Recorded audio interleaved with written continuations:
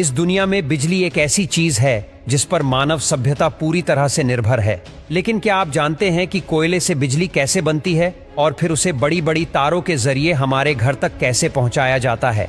बिजली बनाने के लिए जिस चीज का सबसे ज्यादा इस्तेमाल किया जाता है वो है कोयला। देश में 75% बिजली का उत्पादन कोयले से चलने वाले पावर प्लांट से ही होता है।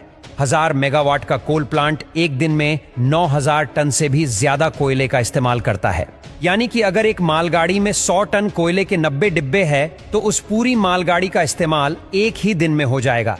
यानी कि एक साल के लिए कोयले से भरी 365 ट्रेन की जरूरत होगी। अब बिजली बनाने के लिए बॉयलर से लेकर टरबाइन और जनरेटर तक कई बड़े बड़े उपकरणों को चलाने की जरूरत पड़ती है, जिन्हें चालू करने में ही कई घंटे लग जाते हैं। ऐसे में कोयले से चलने वाला पावर प्लांट 24 घंटे काम करता रहे तो ही सस्ते में बिजली बन सकती है।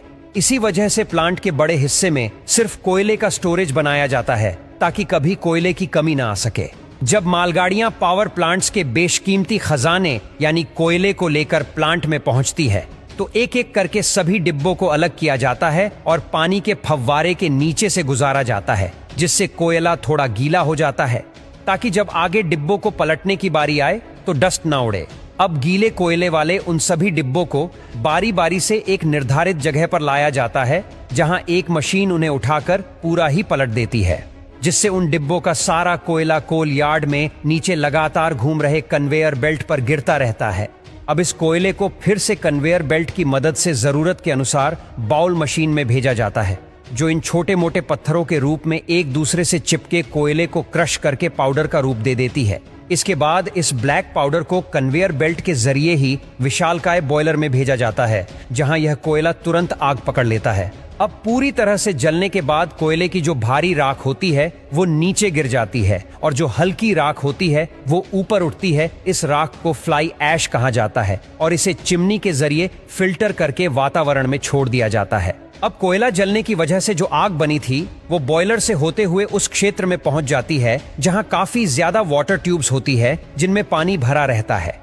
ये सभी ट्यूब्स हीट करके पानी को स्टीम यानी भाप में बदल देती है। जब ये स्टीम सुपरहिट हो जाती है तो पाइप का आगे वाला हिस्सा खोल दिया जाता है, जिससे स्टीम उन्हीं पाइप से ट्रेवल करते हुए आगे पहुंचती है। अब हम भाप को लेकर पावर प्लांट के उस हिस्से में पहुंचे जिसके बिना बिजली बनाना नामुमकिन है।